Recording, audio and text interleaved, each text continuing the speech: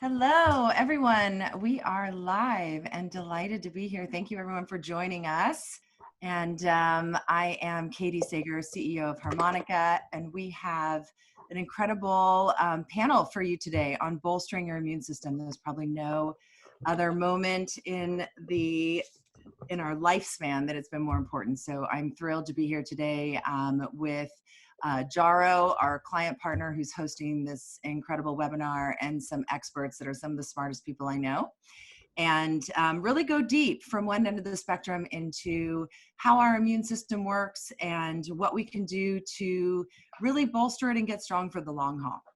So without further ado, I'm going to introduce Dr. Anthony Thomas, or actually let all of our panelists introduce themselves briefly. Every single one of them is really in one way, shape, or form or the other been on the front lines of COVID-19, and certainly has been someone that I've turned to for advice or counsel or the myriad of questions that I have related to boosting the immune system, which is incredibly important to me as I go through life as someone who, that's incredibly important for.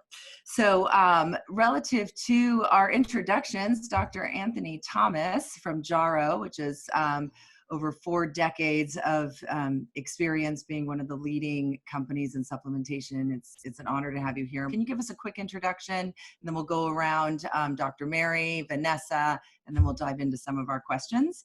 And just for all of you that are tuning in, actually right before that, sorry, Anthony, we have over 250 people joining us today via Zoom, which is incredible. It shows you what an appetite for this information, considering we're just a couple days into putting this together. And we're also broadcasting live, and we are recording. So for everybody, if that's relevant. And Dr. Anthony, can you give us just a quick introduction of who you are and what you do over at Jarrow?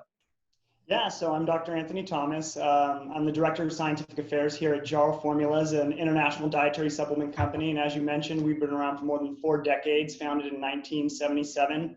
I have my doctorate in nutritional biology from UC Davis and was actually a researcher at UCLA prior to joining the Jarrow team. So a nutrition enthusiast and scientist by training. Great, thank you. And Mary, can you give us an introduction? Dr. Mary Party, who's a functional medicine doctor. Yeah, thank you for having me. I'm based in Los Angeles, California, and I specialize in integrative gastroenterology, so gut health and hormone balancing for men and women. And I really look at a root cause perspective. So I'm always digging deeper and figuring out what is the source of the symptoms that you're having using the most natural means possible. And so I'm the founder of Modern Med, which is a virtual telemedicine company based out of LA. Okay, great. And Vanessa. Hi. Here. Thank you. Thanks for having me. My name is Vanessa Rossetto, and I am a registered dietitian in the New York City metro area. I completed my degree at NYU. I worked at Mount Sinai Hospital for many years, and then I also worked in home infusion and also private practice. And currently, I am the dietetic internship director at New York University, so I train dietitians to be dietitians. So I've worked in many different facets of nutrition. Mm-hmm. Great. And probably pretty busy right now in terms of New York. We Yes. had an interesting conversation last week about, just the attention that food and food science and nutrition maybe is finally getting in terms of the importance of strengthening of health, right? Yep, 100%. It's not just weight loss. There's a lot that we do. Right. So we're going to dive into some questions, and we also have the Q&A. Just so you know, I see some people are already populating some questions, which is great. I have one of my colleagues, Jill, who might jump on at the end. We're going to leave 20 minutes for questions, or if we have more time, we'll go through them. And then also make sure, hopefully, for those of you that are registered, we'll follow up with information to Vanessa, Mary, and Anthony, and any science that they value and different things as well. And so diving right in. So one of the things that I think is really interesting, and I'm going to start with you, Dr. Anthony, we're all basically in this life moment trying to set our immune systems up to do what they're meant to do. Like, what is this optimal environment? And so one of the big questions, some of us are very in tune with our bodies, some of us are not very in tune with our bodies. This might be a great question for all 3 of you, but starting with you, Anthony, like what is a sign when something's working or not working in the body, and particularly as it relates to the immune system?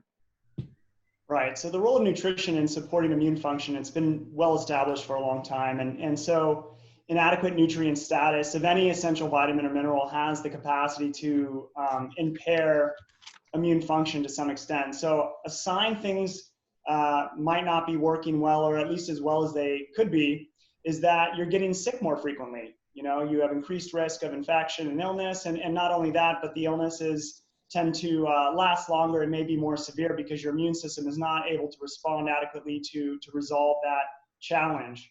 And, when you said the term boost, and I like to think of it as really this nutrition fuels our body processes, including immune function. And so when you look at data that suggests, a lot of Americans do not consume enough essential nutrients, from magnesium and calcium to vitamins A, D, E, C, which is not surprising given that they don't really eat recommended intakes of fruits, vegetables, grains, dairy, things that tend to be good sources of these nutrients, right? So this can lead to nutrient deficiencies and or inadequacies, and thereby compromise immune function. So with regard to dietary supplementation, I think it's great that people are paying more attention to nutritional support of their immune function right now in the face of COVID-19. But really, given what we know, I think people need to be paying attention daily, and not, when they're facing necessarily a pandemic. You don't wait till you're sick. You want to make sure you have the nutrients that you need for your body to perform as intended. So dietary supplementation should be at the forefront of people's minds to fill those gaps in the diet and ensure adequate nutrient status so that their body is going to function, particularly their immune system, at an optimal level. Mm-hmm. And thank you for that. And Dr. Mary, anything from a functional medicine perspective that might be a little bit more subtle? Because I think that one of the concerns, for example, that someone like myself that maybe has some autoimmune conditions or whatever, like, we don't want to wait till we get sick, but what are maybe some of the subtle signs in your body that, like, you just might not be operating optimally, if at all? Our body has so many different ways of telling us that something is up. And I think some of us are more accustomed to listening to that, and others, we're not as in tune with our bodies. So it can really be any symptom that you experience can give you a hint as to what's going on. So, for hormone imbalance, we see skin issues being a big issue, like acne. For anything in terms of immunity, either an overreaction or an underreaction to your environment. So it can be as simple as allergies as a sign of, the immune system, right? Mm-hmm. In terms of overreacting to something that it shouldn't necessarily react to. Mm-hmm. And so it's really all about balance and just listening to your body, and even the subtle cues, whether it's a little rash or something like that. But also take into consideration that not everything has to mean something. So it's normal to get nicks, scrapes, rashes once in a while. And so I see all spectrums of people that come in, and, we have to find a middle ground where we're not totally ignoring all of what our body's saying, but also not hyper focusing on things and trying to find something wrong, because we have the ability to heal ourselves. So kind of to trust in the body as well. Great. It's actually a good segue to Vanessa, because I think that so much of our natural healing has to do with our diet and where we start. So before we get into some of the intricacies of supplementation and the microbiology side of things, I'm interested, as particularly Vanessa, in some of our earlier conversations, what really was interesting to me was how much, in particular in New York region, where there's been so many people affected by COVID-19, is the attention on food and diet. And I have a couple questions related to that. One of them is, in terms of, there's so many different types of diets out there, anti-inflammation, the intermittent fasting, the, vegan, paleo, keto, so on and so forth. As it relates to your immune system, is there a particular diet that maybe is worth being very disciplined in as it relates to this time when your immune system may be sensitive or not? And are there, I would say coupled with that, are there, is there particular foods you might want to prioritize even over supplementation?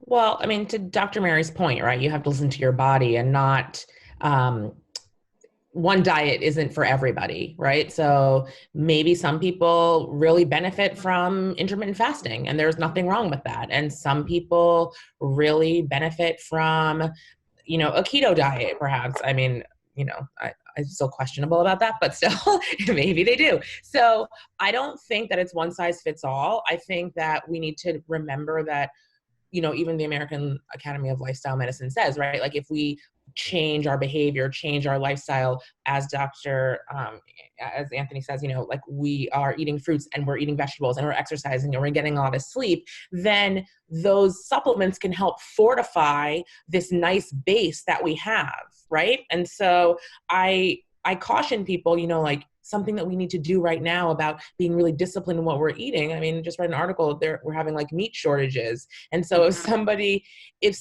really, you know, has a large family and it's hard for them to sit down and cook these, you know, very specific, intricate plant-based meals, and they really just want to roast a chicken for their family and also have a side of green beans, like that needs to be okay for them. And they need to not worry about whether or not it's causing like a ton of inflammation if that wasn't something that was on their radar or that they were noticing before. You know, obviously, if you have autoimmune and different things, I want to caution you against gluten. I want to tell you that dairy is inflammatory, causes mucus. You know, we can work within your parameters.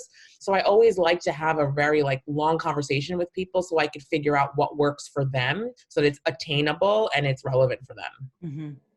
But in general, would you say, and maybe Mary, it's a good pass to you from a functional perspective, like definitely like balanced and you know, for sure, but are there specific foods that might be more mucus forming, or even if you don't have an allergy or celiac or sensitivities, but that might be, you know, is it wise for us during a time when we're trying to kind of keep ourselves strong and maybe not 100% of the time, obviously there's some flexibility or what have you, but is it wise for us to consider certain things that might be more mucus forming, or is it very specific to the individual? Yeah, I mean, Vanessa mentioned it in terms of dairy being mucus forming, more prone to be a congestant and, you know, make you feel a little bit more congested. Some people are more prone to that than others, but I think in general, I'm not a huge dairy fan in the promotion of health. But I do think that we all have to, you know, listen to our bodies and respond to that. So my kind of general guidelines are dairy free for the majority of people, if you can do it. And really just getting back to the basics in terms of whole foods diet. 3/4 of your plate should be vegetables for your gut health, but also for the anti-inflammatory compounds that they contain, like your polyphenols, which also feed your gut microbiome. So really, I think when you look at all the different diets, keto, paleo, all of these things, they have one commonality, and that's that vegetables are good for you. Mm-hmm. And so I think if we can all agree on that and just fill our plates with mostly vegetables, then we're already off to a really good start, and you can't screw up too much if you're already putting that on there. So I think, you know, trying not to overanalyze, but really listening to your body, like Vanessa said, and focusing on the things that we're pretty much 100% sure about in the research. I don't know that many of us who are familiar with probiotics can look at the back of a probiotic bottle and understand all the different strains, quite frankly. And so I think, you know, not only what are probiotics doing, but like, does it matter, different strains, multiple strains, a certain strain? What should we be considering right now, specifically like always, but also right now when we're in this acute moment? Right, there's a lot of misconceptions about probiotics out there, and I actually educate on the topic quite a bit. I'm a member of the International Probiotic Association. I'm part of their scientific committee and their education committee, and we work with scientists that are in industry and academia around the world trying to promote accurate information about probiotics. And the U.S. has it quite backwards, and a lot of that has to do with dietary supplement companies putting out misinformation. But you know, the definition of a probiotic is a live microorganism that, when administered in an adequate amount, conveys a health benefit on the host. So health benefit has to be shown in a clinical study. And so a lot of people think you naturally get quote unquote probiotics or good bacteria merely in fermented foods that retain live active cultures. And that's just not the case. It's not to say those aren't good for you. Those are great for you and you should eat more of those. And they definitely support digestive health. But beyond that, the benefits of probiotics are generally thought to be strain specific, and most people don't even know what a strain is. So you, me, Mary, Vanessa, we're all members of the same genus and species. So let's say we were a bacterium, we could all be Lactobacillus acidophilus, but we're each unique strains of Lactobacillus acidophilus. So you can't just say, hey, Lactobacillus acidophilus is good for you. Which one is good for you and for what purpose, right? Beyond just general gut health. So modulating immune function and some of these other benefits of probiotics, those are thought to be strain specific, and people get really excited, like more is better, more species represented in a product's better. And I can tell you the vast majority of probiotic research is using one organism or maybe two in combination, or very few strategically selected, and usually in only 1 billion to 10 billion. Mm-hmm. I mean, I'm talking 90% of probiotic research is in that space. So when you see products out there claiming 50 and 100 billion, and they use terms like urgent and critical care, that is marketing. And a lot of these products don't even show the strain. Unfortunately, yes, consumers can be confused. What product do I get because of all that marketing misinformation? But there's no source that you can really go to for everything. There is a clinical guide, usclinicalguide.com, that will identify some products for indications, but definitely you should work with healthcare practitioners, nutritionists, dietitians, naturopaths, everything, so that they can help guide your use, of probiotics. Yes, and that's also for everybody here and everyone on the call. Please contact your health practitioner for any advice or insight. But just to kind of like break that down, is there an advantage to taking multiple strains? Like, is there, does the body get used to one strain? Like, is that? I also understand that these organisms are very smart, and so. Yeah, so I mean, to go back to your original question, I think I missed addressing a certain aspect of it. We're walking ecosystems. We're just colonized by microbes on every surface of our body. And the gut is the primary site of interaction. This is where the vast majority of the microbes that colonize the human body reside, and most in the lower aspects of the colon. And they can be good, they can be bad. There's just this diverse ecosystem, right? And so probiotics you introduce into the system, and they don't sustainably colonize the gut in an adult. So people think, oh, I'm just going to add good bacteria to the system, but really they're transient residents that are interacting with not only your cells, but the other microbes there, and they can influence the activities of that community and the composition of that community to some extent. And that, of course, can impact our health. We know this vastly impacts our health, including our immune function. Mm-hmm. And so the goal of probiotics is to select certain ones that have shown to be beneficial in certain contexts. So, Mary might be able to speak to some of this, but people suffering from various inflammatory gut conditions, that often is a result of imbalanced microbial populations within the gut, and also a perturbed immune response to that because they're constantly interacting. And so you might introduce a given probiotic, be it one strain that's been shown to be beneficial at a certain amount, or a combination of strains, to positively impact that balance and the activities of that microbial community that might help reduce the inflammation that's being produced, and thus the symptoms that are associated with that inflammatory gut condition. Okay. Mary, anything you want to add to that from like a multiple strain perspective?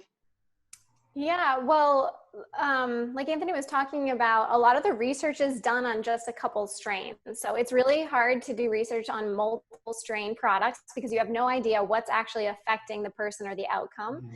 And so it's in terms of research, that's how things are done. So we have more information about specific strains.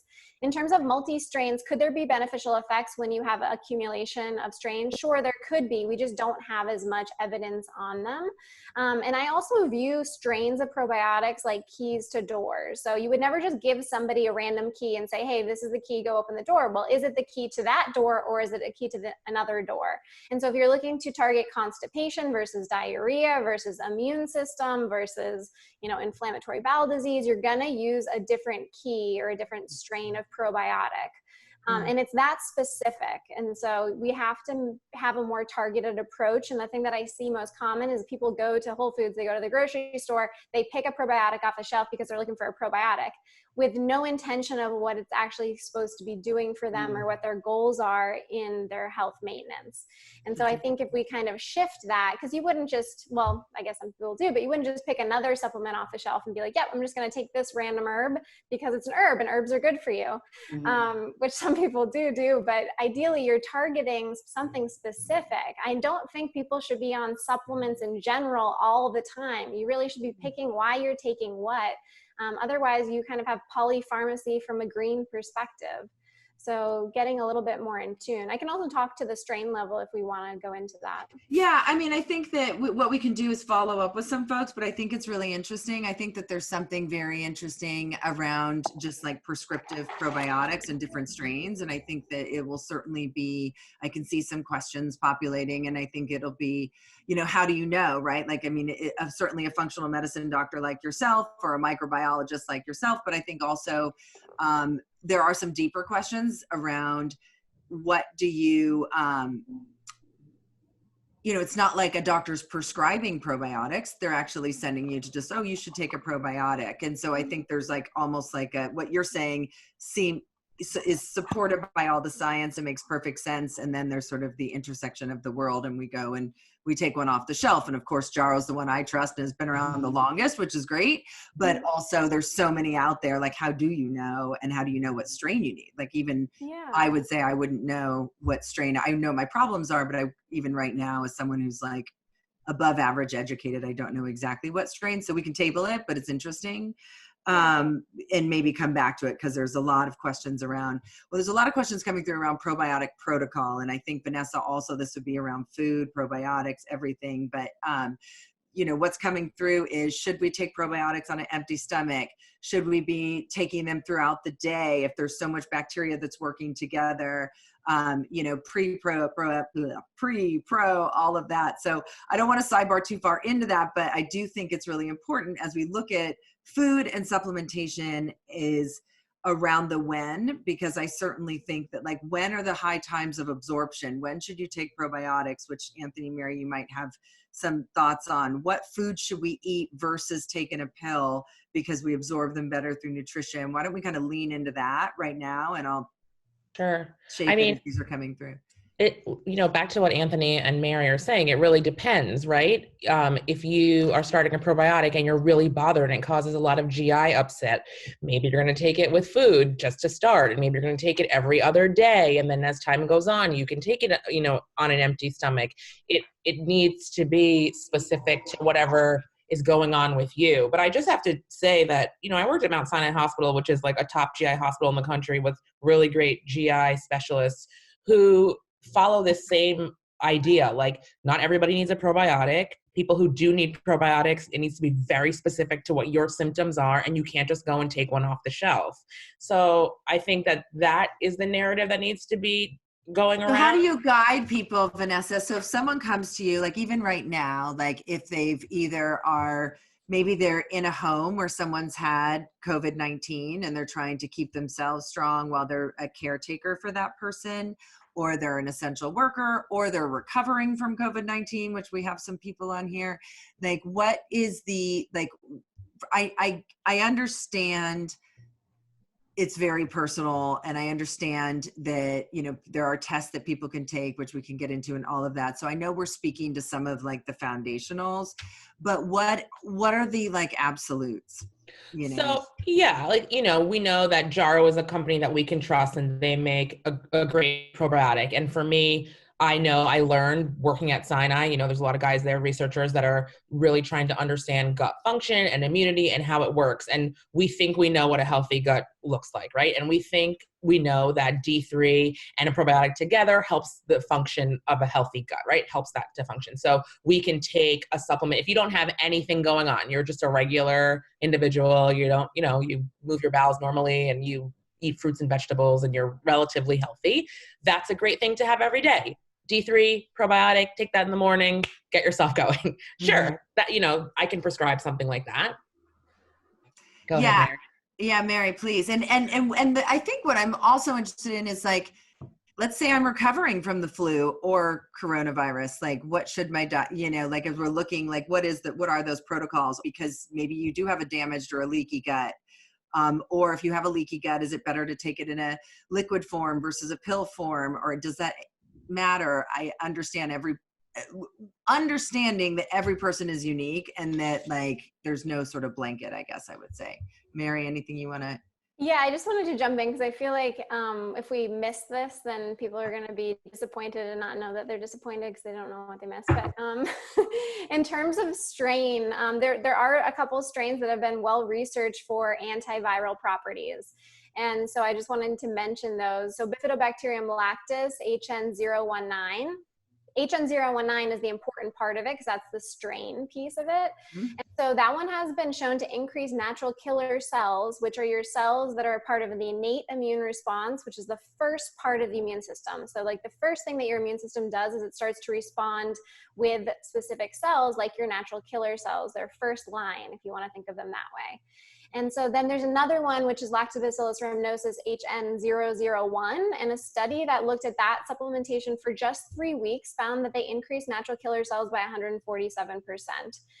Some of these studies were also done in elderly populations, which I think we're going to talk about later on, but that's really important because it can be a good way to help support the immune system of people that have decreased immune function naturally. Mm-hmm. And so that's kind of been my general rule of thumb talking to people. Like if your specific goal is to support your immune system during this time, then those are the research strains that are available. Jarrow has a great product, Anthony Remy, it's like the EPS products that I use for people who just went on an antibiotic, because there was a research study that looked at how that product worked, those strains worked after antibiotic exposure with the gut microbiome and diversity. So it's like you want to pick the one that was in the research. That's how you do it, whether it's from your doctor that's doing the research for you or you're diving into the research yourself. But there's tons of it out there. And so you just have to find the product, the strain that you're looking to target. Yeah, thank you. And some really good points. I love this idea around natural killer cells, and it's so basic, and yet you don't hear a lot of people talk about it. And so can you go a little bit deeper on like, what is a natural killer cell? Can we, like, by doing the basics of like zinc, vitamin C, D3, like there's definitely CoQ10, glutathione, there's like some basic formulation like out there right now of like, you know, supplement yourself with these things to lift the floor. But are we nourishing natural killer cells? What is a natural killer cell? For those of you that are tuned in, a natural killer cell is also known as an NK cell. And I think it could be educational just to kind of give like a, what is an NK cell and can you fuel it so it works better? Yeah. So natural killer cells are, again, they're the part of the innate immune system, which is what your body uses before it has any antibodies present. So the first process is that innate immune system. It uses things like natural killer cells. They go out, they find particles that shouldn't be there, and then they help attack any viruses or pathogens that are present. After your body's been exposed to a virus for a prolonged period of time, your adaptive immune system then takes over and produces antibodies from things called plasma cells or B cells. So you have these two parts of the immune system that work depending on which time period you're at where the infection started. And so for natural killer cells, can you support them? Yes, we just talked about probiotics, so your gut ecology actually supports natural killer cells. Exercise has been shown to increase the efficacy and production of natural killer cells as well. Meditation supports your antigen presenting cells, which are basically the cells that go around and say, hey, I found a virus, somebody kill it. So, you know, there's different things that support different aspects of the immune system, but it really just gets back to the basics. So if I tell you all the things, you're going to be like diet, exercise, sunshine, sleep, all of these things. Natural killer cells have receptors for melatonin on them. So we know that sleep is so important in the immune system for that reason. So your sleep is actually going to produce melatonin, right? Because hopefully everything is dark out, your pineal gland is going to start pumping out more hormones, increase production of melatonin. Melatonin can attach to those natural killer cells and actually help them function. So yes, there's so many things, but they really are the foundations of health. Yeah, absolutely. And we'll leave by letting people know the foundations and the basics, and also some of the science that Vanessa, Anthony, and Dr. Mary are passionate about. The science is, you know, I mean, each one of these experts is really science first, which is one of the things we're really, you know, excited about and to be able to draw to it. And I think that we're learning so much as we go, and there's so so many unknowns. I think we're leaning into what we do know. But you mentioned on antibodies, and there's several questions around antibodies. So I'm going to allow us to just go down the rabbit hole just a little bit with this, and then we can bring it back. So there's various antibody classes. IgG is one of those classes. If you often see pictures of antibodies depicted as kind of these Y-shaped molecules, that's IgG, although there's other antibodies that are not quite shaped like that.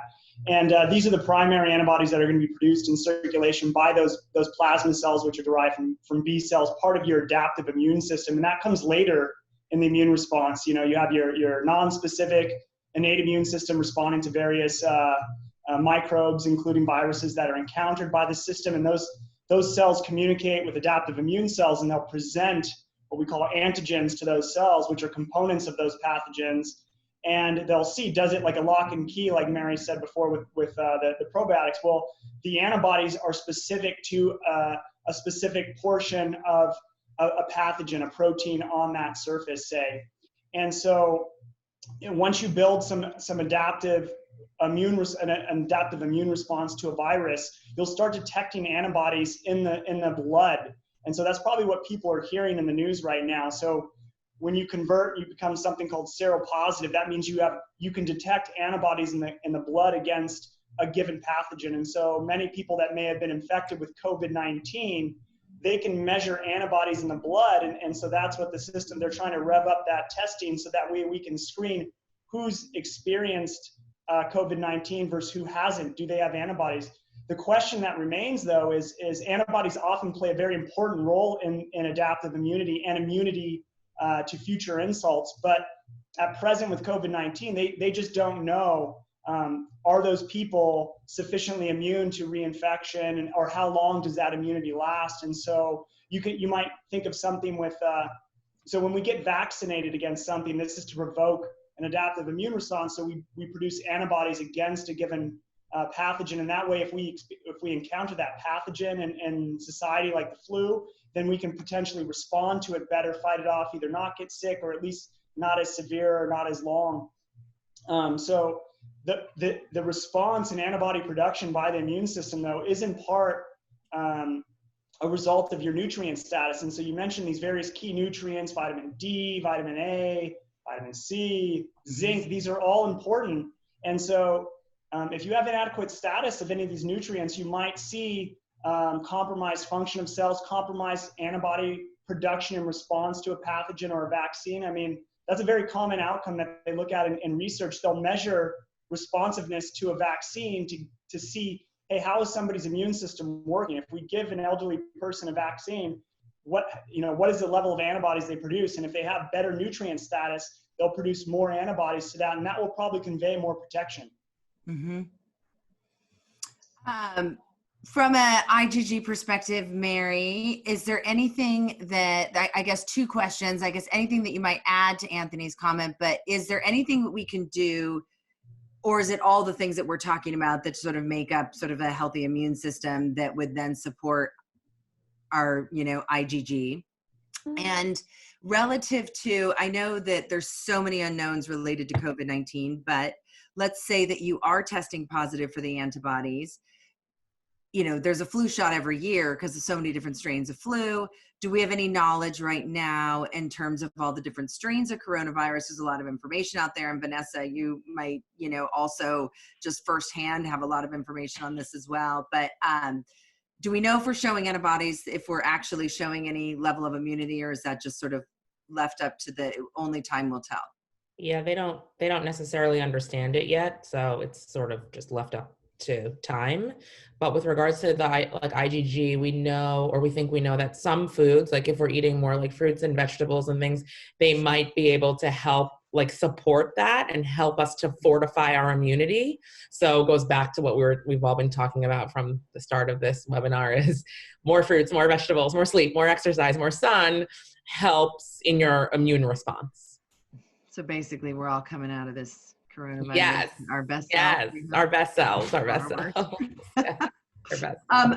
I want to hear from you, Mary, on the IgG piece and immunity, and then maybe we can also get into the role of polyphenols, which I think Vanessa like related to diet. And then I've just been like bearing into science, and I have all these like polyphenol supplements that I don't necessarily take, but yet they were coming up over and over again. And of course, it's so food related. But IgG first, is there anything we can do to nourish, or like if we know that is going to help us fight COVID-19, is having a non-deficient IgG response? I'm not sure what the technical way to describe it is. So this idea comes back to, there's discussion about herd immunity that gets brought up sometimes. So I'll just kind of dive into it because it's really related here. But herd immunity is the idea that we all need to be infected so that we all build up antibodies, and that's the only way through it. The issue with herd immunity with COVID-19, which it may need to happen at some point, but in the beginning, when all of this was starting, the idea of herd immunity, we didn't know a lot about the virus at the time, and about 70% of the population needs to get infected and have been exposed for herd immunity to take place. And what herd immunity means is that, you know, there's enough of us exposed to it that have antibodies to it, then that's kind of how you transition back into, you know, working life. However, with the lethality of COVID-19 being much higher in some populations, that would mean that a lot of people would be hospitalized or in intensive care units that could potentially overwhelm the hospitals and put us in a really sticky situation. So that's where herd immunity with COVID-19, that's why we didn't go that route. And that's why we went the route of, you know, shelter in place and trying to quarantine people, because we didn't know the outcomes that could have potentially happened in terms of death rates with this virus. So with IgG specifically, there's two, IgM and IgG. So your body will produce IgM antibodies as an immediate reaction to a infection. For COVID, they're looking at about 10 to 15 days post symptoms starting that these antibodies are starting to be produced, including IgG as well. IgG is the one, though, that hangs around afterwards to then protect you from reinfection in the future. So it's more of like your memory one that gives you resistance to it in the future. Yeah, immunity in the future. We don't know for COVID-19 how long that's going to hang out for. We just don't know. We haven't been exposed to it before. Could we have immunity from it for 5 weeks, 5 months, a year, your whole life? These are just things that we don't necessarily know right now. So when it comes to antibody testing, this is also an issue because the FDA, FDA granted emergency test kits, telling lab companies that they could go basically develop a test kit, and they weren't as regimented as usual because they said we just need to test the population. What happened though is that we got test kits that were coming out that were not as sensitive as we liked, meaning that people were showing false positives, meaning that they thought they were immune to it, but likely were not because of the low sensitivity of the test kits. And so you really have to be careful. So the finger prick test kits have a low sensitivity in a lot of them. I can't tell you that they all do. It's going to be lab specific, but you just have to use caution as to which ones you go with. And I've really been waiting for big lab companies like Quest, LabCorp to come out with a product. Chemiluminescence is one of the more specific methods, the assay. For testing for these antibodies, and it's really about the specificity of the antibody. It has to match perfectly to get a really accurate test. So Quest literally just came out with one a few days ago, so I'm going to look into see which method that they're using for that. But just be careful and use caution, especially with like the finger prick or the companies that aren't as well known. Not saying that they're not valid, but you know, you have to screen them. I did have a question on that, and actually came through as well. Relative to some of the tests was, you know, kind of like in a pregnancy test, like it would rarely be like, if you got a positive, it would rarely be negative, but you might get a negative that's not a positive, right? Like, so maybe you're not showing enough hormone yet, right? So with IgG testing or with any of the antibody testing related to COVID, what if I hear you correctly is you might get a positive, but in fact, it might be the reverse. Like Yeah. even if you get a positive, it doesn't necessarily mean that you've had it, that you have immunity or any of that. Exactly. And the positive is the more dangerous one. So for antibody testing. So make sure there's a difference between testing to see if you're actively infected. We're using PCR swabs for that still. So we're not using the antibody test for diagnosis for treatment purposes. So that's totally separate. We're just talking about immunity. Have you been exposed to the virus and have you built up IgG, or do you actually have an immunity to it? And for that, a false positive is more dangerous because people are going to be walking around saying, hey, I'm immune to it. I've been exposed to it. I have antibodies. But if you don't, then that's an issue. Right. A false negative could just mean like, hey, you haven't been exposed to it. You still have to be careful. We obviously don't want either of them. But when it comes to antibodies, the false positive.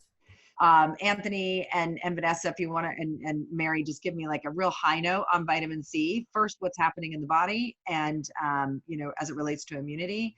And maybe secondly, how to be taking it in a way that it's actually being extra. So vitamin C is highly concentrated in immune cells, like 50 to 100-fold more than what you find in your circulation. And it will quickly be depleted upon infection, like when the immune system responds. And so it's very important in your antioxidant defenses and regulating what we call redox status within the cell. So this will dictate the function of the cells. And it's also important for enzymes that regulate expression of genes, which of course control production of proteins, which is very important for immune responses. Mm-hmm. So vitamin C is a big one for the immune system. And generally I would say, vitamin C is not something I routinely supplement with, but that's because I know my diet. I love lots of vitamin C rich foods, kiwis, citrus fruits, bell peppers, tomatoes, all these things, right? But during winter, I often will supplement with vitamin C just as kind of like a prophylactic, make sure those cells are nice and saturated in case I encounter a problem. The Linus Pauling Institute recommends 400 milligrams of vitamin C a day. So what I do is I'll just supplement with 500 milligrams, which is way more than you would ever need to saturate your cells if you're otherwise healthy, right? And I don't really think you need to go very, very high with vitamin C supplementation beyond that, except when maybe you're in the face of an established illness. So if you have an infection, there's some evidence that suggests taking high doses. So now I'm talking gram quantity. So 1,000 milligrams or higher, where it might shorten maybe the duration or the severity of that illness, help you resolve it. Again, evidence is limited, but that's what it suggests, right? And there's no harm to taking that high level. So you might want to bump it up if you're sick to kind of give your immune system that fuel it needs to continue to function. But otherwise, if you can, again, always try to get it through the diet. Supplementation's there to work as a backstop and safeguard and make sure that you have enough if you're having gaps in the diet. And of course, I agree with most dietitians, food first, but I also think you have to meet people where they're at. And when you see data that suggests the vast majority of Americans consume one serving of fruit, and it doesn't have to be one of those fruits I named, it's probably a banana or an apple, which aren't the best sources of vitamin C, you can imagine that, well, there's a reason why more than 30% of the population is not getting recommended intake levels of vitamin C, which is less than 100 milligrams, right? And here you have recommendations higher than that to optimize immune function. So this is where supplementation can really help. Think of it as a tool, not as a therapeutic treatment. I mean, I also, it doesn't, it's also very present for me that even, and particularly during a time of coronavirus, that having access to fresh fruit and vegetables and everything right now is also a bit of a privilege, both from the standpoint of like getting, if I have a delivery of food or how much I'm going to the store or whatever else it might be. So, I take that into consideration as we're having this conversation, because I know that even for myself, like I'm rationing out my vegetables and fruits more so than maybe I would in the past.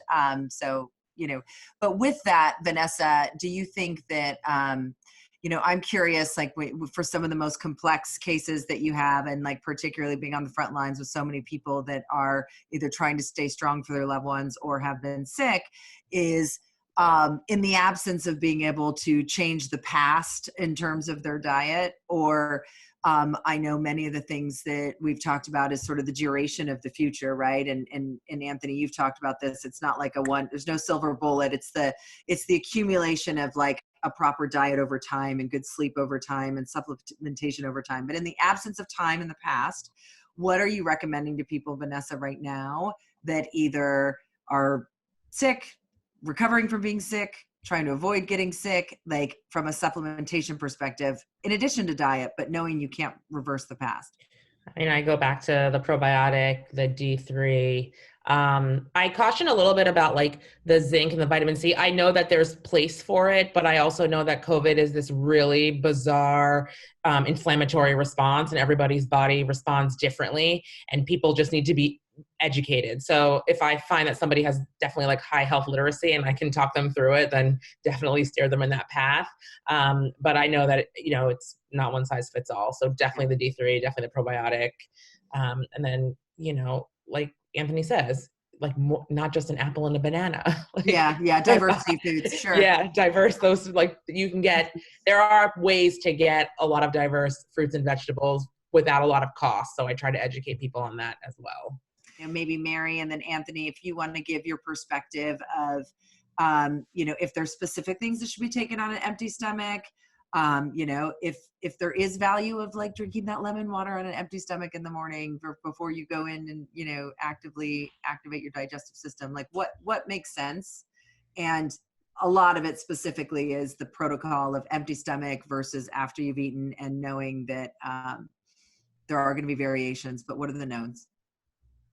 Yeah, the big ones that come to mind. So my physiology teacher in medical school was Dr. Jessica Dominguez, and she specializes in the gut microbiome. And so she always told us, which I'm excited to see what you say about this, but she told us that you want to take a probiotic with food because the pH of the stomach is extremely acidic. So it should be naturally about a pH of 2, which is, less acidic than battery acid, but pretty much as acidic as a lemon. So it's a very acidic place. And so on an empty stomach, the pH of your stomach is actually lower. It's more acidic. With food, it buffers that acid level so that the probiotic is more likely to pass through the stomach and end up in the intestines and still be present. That being said, we know that dead probiotics still work. So it doesn't have to be a living probiotic to get its effect. However, I've always gone with that advice. And I also think that there's no harm in doing so. So I usually do probiotic with food.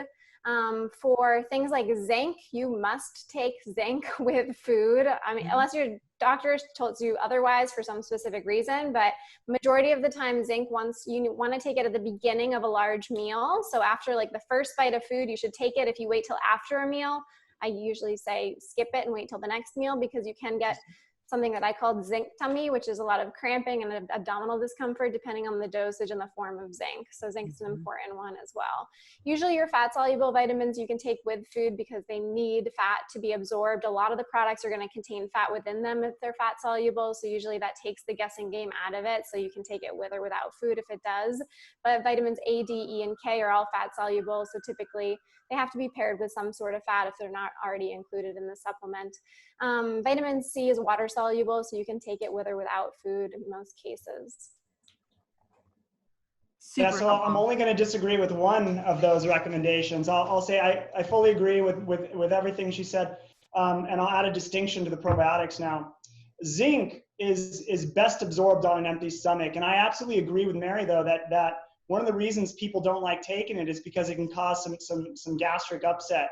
But that typically occurs at higher doses. And so I always recommend pretty modest dosing. So 10 to 15 milligrams, which again is 15 milligrams is beyond your daily recommendation. It's very difficult to be toxic in zinc because of how your body regulates it.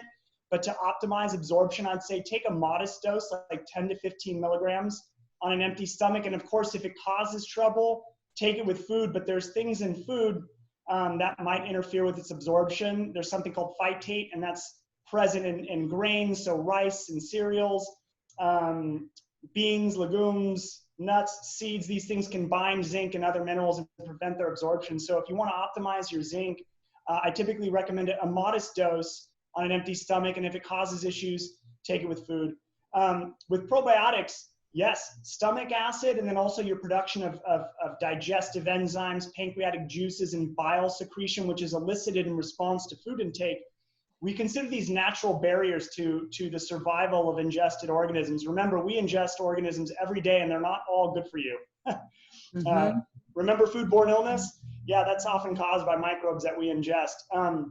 So yes, there is some die-off that can occur in the stomach, and like Mary said, food will help buffer and reduce the acidity and raise that pH, thereby allowing more microbes to get through the system. But also, bile and those pancreatic juices that are secreted, those things can also negatively affect the viability of probiotics. And yes, there are some benefits to non-live probiotics, but by definition, they have to be alive. And there are other benefits that aren't exhibited by those dead probiotics that are only exhibited by live ones due to their activity. And so now we have these kind of artificial protection. There's capsules that are resistant to stomach acid and enteric coating, which will not allow the capsule to dissolve in that acidic environment of the stomach, but pass through to the intestine, which is more neutral in pH and not so acidic, and thereby release the capsule contents. So if you have an enteric coated probiotic like Jarrow EPS, I recommend that on an empty stomach, because now you're getting those guys past that acidic barrier of the stomach artificially without food,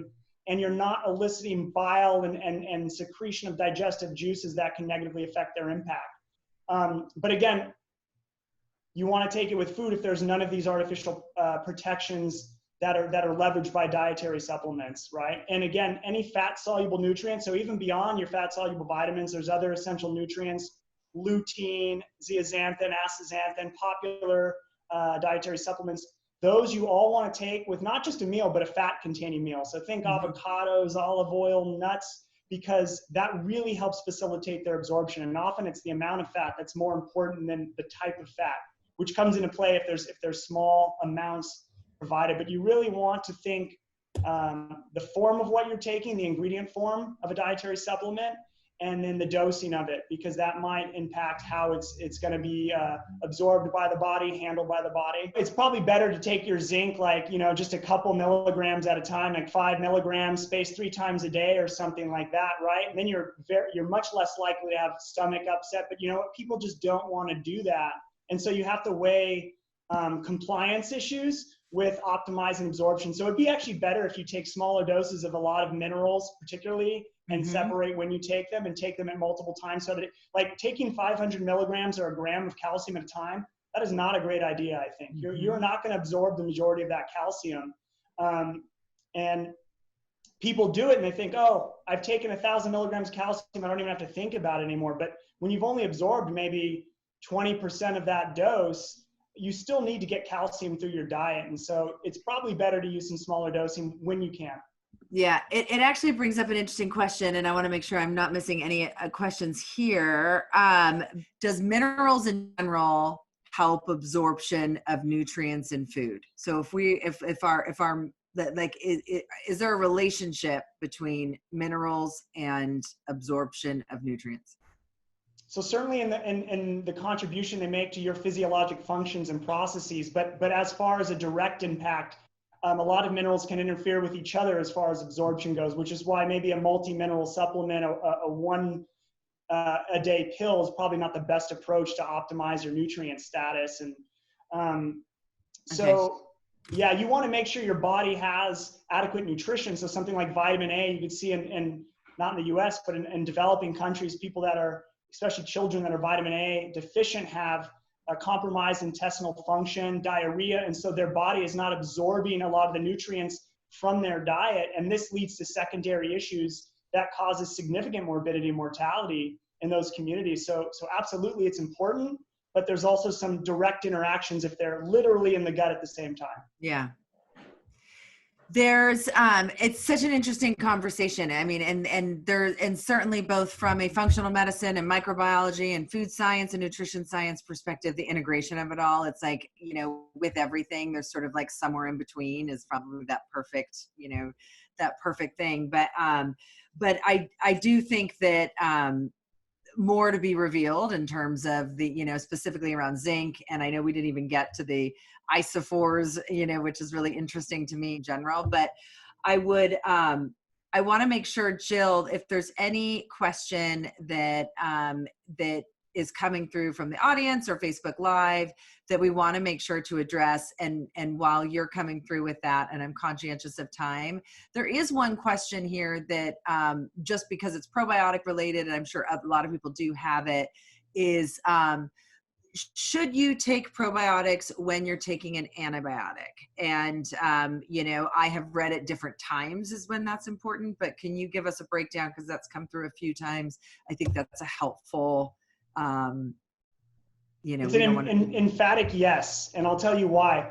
So antibiotics are going to be killing bacteria, and generally it's rather indiscriminate. It's not so focused. So you're killing the good guys too, and those good guys help discourage growth of not so good guys that can cause problems. And so say something like certain yeast that are normally present in your gut and at other mucosal surfaces, but they don't cause any issues because they're kept in check, so to say, by some other microbes that are there. However, if you take an antibiotic that's selective for bacteria, that might allow yeast overgrowth, right?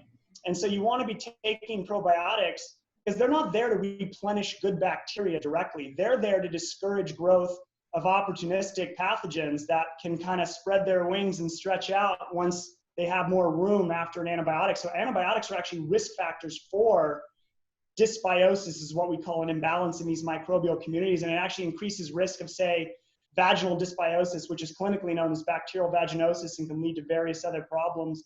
And then, of course, these gut inflammatory conditions. And so, yes, the bacteria that you're ingesting will ultimately be killed off, but there's different kinetics to the antibiotic and the probiotic. So take it the sooner you take probiotics to when you start taking the antibiotics, the more effective. You can reduce the incidence of C. difficile infection, which is something that antibiotic use is a risk factor for, and it causes lots of problems. And you can reduce that risk by more than 50%, but that's predicated on how close you start taking that probiotic to the antibiotic. You take it a week later, you might not have the same protection and benefit. Right. Yeah, and then there's also, I'd mentioned, it doesn't have to be just bacteria. There's some probiotic yeast, and one of the most popular ones and well studied is called Saccharomyces boulardii.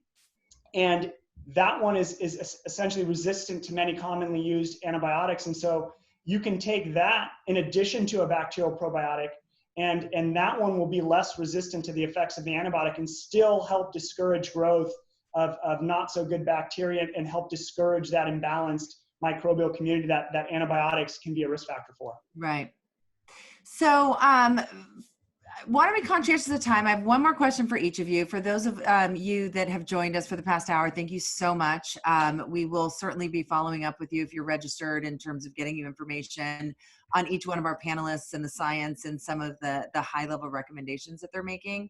I do want to close with, we have a lot of interest around your daily regimen, in terms of what do you do for yourself. And so, we can keep it really tight, but just to kind of let everybody know, and Vanessa, you can start just like, what do you take yourself and what do you do for yourself or your family and loved ones, just at a really high level. And then Mary, when we do get to you, if you can, I'd love your perspective also on just extending on the antibiotics and the probiotics, and if, like, from a timing perspective, just, if they, I've always been curious also about the timing. But Vanessa, what do you do in terms of food, supplementation, just as we close? Sure. Well, I do what Dr. Mary says. I wake up at 5 and I meditate, and then I ride my Peloton, and then I take my D3 and my probiotic, and I eat my breakfast. And every single one of my meals has a vegetable on the plate. So even my breakfast, I will make some spinach, always half. I do make my kids eat, they're only 6 and 8, but like, you have to have at least 2 carrots, something, right? And then there's always 1 or 2 fruits in the day. And with the kids, I also make sure they have D3. My husband, I don't even think he's been to the doctor in like 10 years, but we can't all be perfect. But I think that, making sure that there's vegetables in every single meal, making sure that we have fruits in the day, that's what we're snacking on, we're exercising, we're getting good sleep. Sometimes my kids meditate with me too. I think that's sort of a way for us to be generally healthy. And so, knock on wood, we have been. Great. Mary, what do you not live without? Yeah, so mine's similar to Vanessa's actually. So I do a morning run each morning, and it's usually really short. It's more to wake my brain up than anything else. So I'll do a separate like actual exercise session. But we know that exercise increases your natural killer cells. So from an immune perspective, it's important depending on where you put it in the day, just for your own body.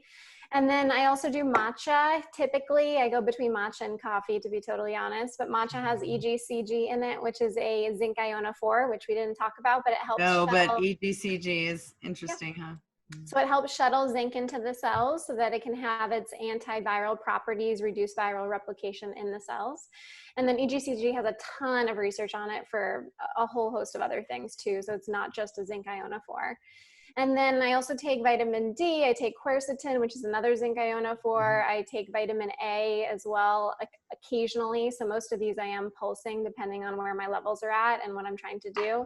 And then I do inner balance training, which is by heart math, which is a form of meditation. And meditation has been shown to improve your CD4 cells, which are antigen presenting cells specifically. And so that's kind of my morning routine. I do some gratitude as well. I think during this time that the anxiety and the stress, fear can be a huge component, which we didn't talk about, but the mental health piece of COVID-19, I think could be extremely significant. And so I think we need to kind of shift to gratitude, positivity, heart-centered, limit television. I actually don't even have cable, so I search my news when I want to find it. But really decreasing the amount of media that we're consuming is important in my daily routine as well. Yeah, it not to be, and in fact, we considered having somebody who was really a trauma expert and or mental health expert, and just based on time and wanting to get into a lot of the science, but it certainly will be a continuation just from the trauma, but also I think just the like all the things that we're not thinking about in terms of, you know, we talk about getting back into the world and everything else, like we've all been cocooned.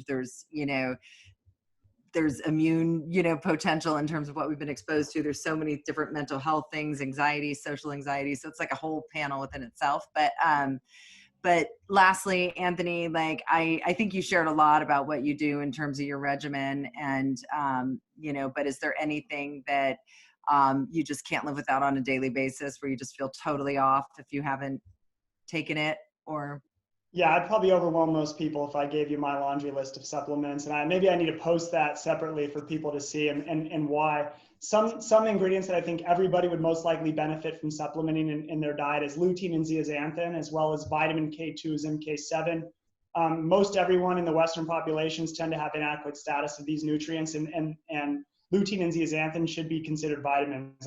Many experts feel there should be dietary recommendations, and the fact is they're present in a lot of colorful fruits and veggies, particularly dark leafy greens, and we just do not eat enough of those in our diet. So until people start eating those things, supplementation is there to help. Right now, with regard to immune function, I take D every day regardless. During the winter, I take 5,000 IU a day, but typically I'd recommend to maintain status, generally about 1,500 to 2,000 IUs is what's recommended by most experts. And that's, again, to maintain adequate status and discourage deficiency. You might need higher amounts if you're low and you need to move up. And that's best done if you're monitoring with the supervision of a healthcare practitioner.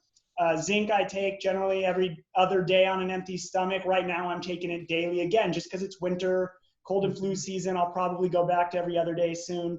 And vitamin C, something I typically wouldn't supplement, but during winter, cold and flu season, I'll do 500 milligrams a day.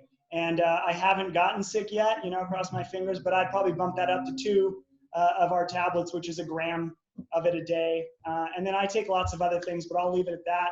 As far as some general recommendations, I'll echo what was said. Meditation is great. I can tell you a lot of people are interested in supplements to help with stress, because stress negatively impacts your immune system, but meditation is great too. I actually use an app for it. It's called Waking Up by Sam Harris, and I do 10 minutes a day. It's best, I would say, to do it in the morning, get your day started right. Definitely some physical activity.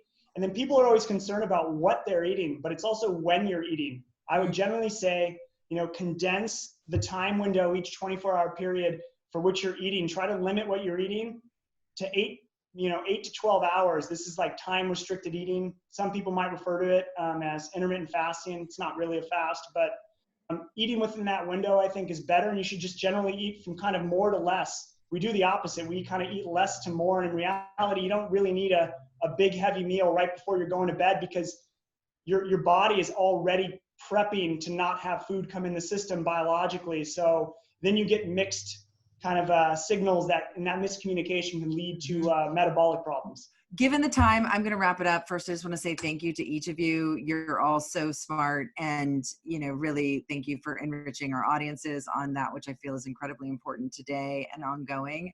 I know that from a recap, there's some very specific questions for some of you individually, so we'll send those individually for those of you that have been tuned in, so you don't think that we're not addressing some of the very specific medical questions you have. We'll pass those on directly to the person you're addressing it to. And also, we will have a transcription and a recording and be able to, make that available to the folks that have registered. And certainly it'll be helpful to me. There's some things that you guys have gotten into the details of that I think would be really helpful to recap for everybody. So without further ado, I'm going to say thank you. And Jill's sending me a note here, yes, that we'll send the panel video to everybody on email, as well as it's on Facebook Live, so we can reference it. And we look forward to hearing more from Vanessa, Anthony, and Mary, and Jarrow, and to all of you that are on the front line, and to all of our essential workers. Certainly we're, I know Jarrow's doing their part to, to bolster the immune system and to donate as many products as we can to those that are on the front lines to be able to just stay strong. But I think the big takeaway is the consistency of eating well, sleeping well, supplementing where you can, and then getting into the weeds of the prescriptive things that we can do, which we'll share and follow up. But with that, thank you so much. Thank you to each of you. Thank you to all of us that have tuned in. And I think that we are concluding it. Thank you, thank you, thank you.